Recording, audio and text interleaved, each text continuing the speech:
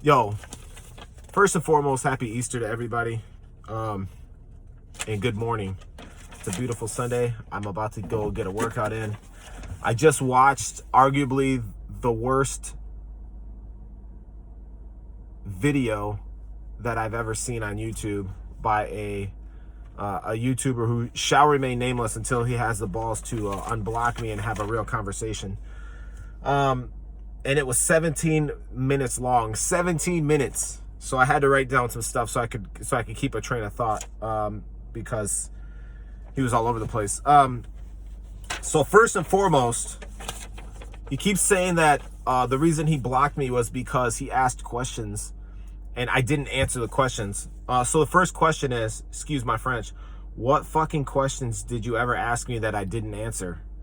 And he replied with something, start acting like a man. I don't know what questions you're talking about. So, and unless you know that I received those questions, that's silly. Maybe you should ask if I even know what the hell you're talking about. If you think that I read all the comments that get posted on my page, I try to for the most part, but I don't see all of them. Second thing, my boy is not Carson Wentz. I'm not a Carson Wentz fan. I think he's a good quarterback, but I'm not a fan of Carson Wentz. I thought Donovan McNabb was a good quarterback. I wasn't a Donovan McNabb fan. So let's stop with the Carson Wentz thing. First and foremost. Or secondly. Mark that one off. All right.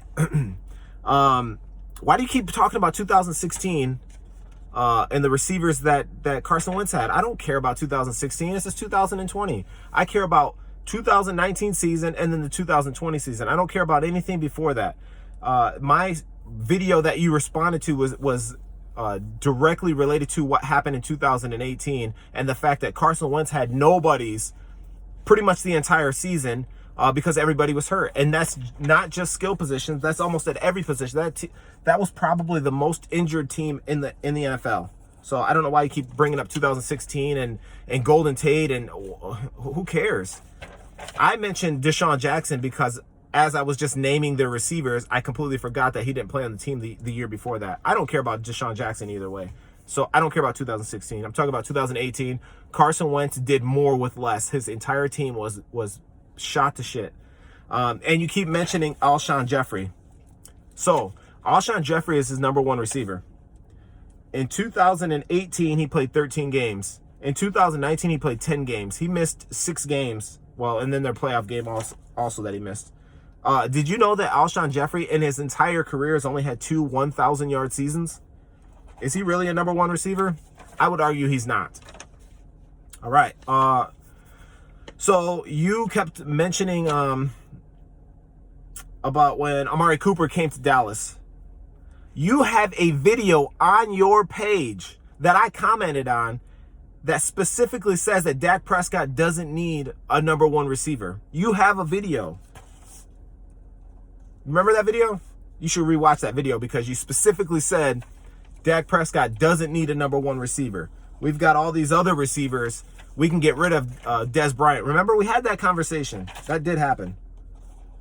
All right, Jason Witten, completely agree with you. I said last year during the season, early in the season, Jason Witten should be coming off the bench. And I got murdered for saying that on Reddit. He should not have been starting. Blake Jarwin should absolutely have started over Jason Witten. Games missed last year by Dallas Cowboy players. Leighton Vander Esch was the big one, right? He is a difference maker. Chidobe Awuzie, I didn't see how many games he missed. I know a lot of people on Reddit don't like him because he gets burned a lot.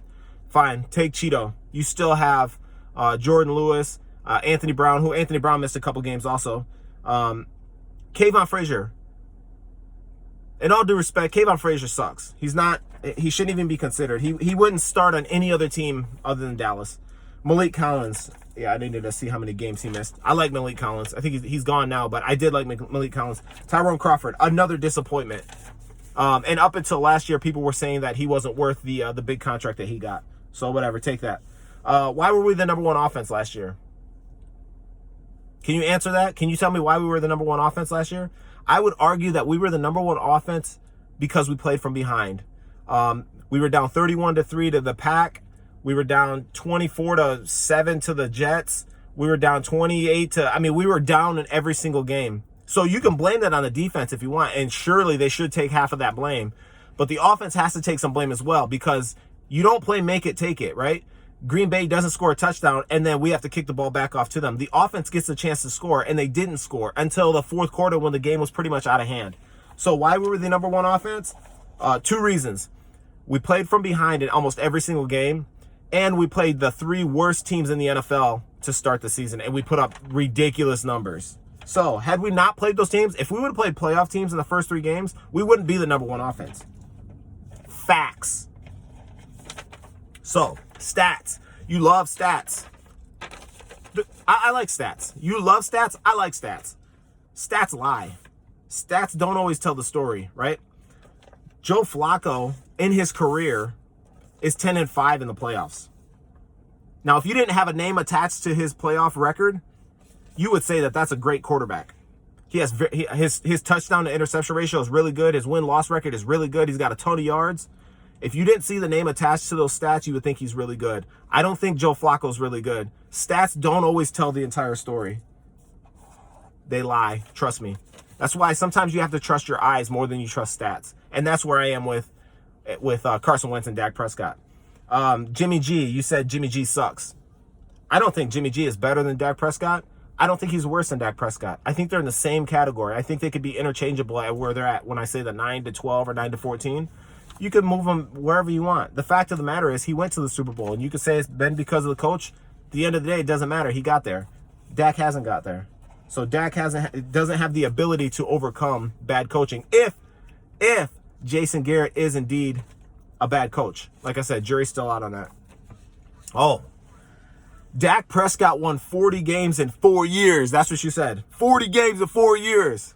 Let me tell you how else stats lie. You know who else won 40 games in 4 years? Take a guess. Andy Dalton. 40 games in 4 years. Andy Dalton. Is he a good quarterback? Because I don't think he's a good quarterback. So, you could miss me with that. So now, I have a question. If I'm blocked and you don't like me, why do you keep watching my videos? I don't understand that. I say man up and have a conversation. You can not like me all you want. You can hate me. You can mock me. You can call me dumb or stupid and say that my analysis sucks. But the fact of the matter is, I can probably name 5 sports analysts who kind of feel the same way I do about Dak. And like I said, I didn't even say he's a terrible quarterback. I said he's an above average quarterback. I know that Colin Cowherd, who you hate, thinks that Dak Prescott is an above average quarterback. Nick Wright, who you probably hate, thinks that Dak Prescott is an average to above average quarterback. Max Kellerman, who thinks Dak Prescott is a good quarterback, not great, not elite. Jason Whitlock, who thinks that Dak Prescott is about to be an overpaid quarterback. There are a ton of people. Dan Orlovsky, who I'm sure you fucking hate, Dan Orlovsky, thinks that Dak Prescott is a good quarterback. He's not great. He's not elite.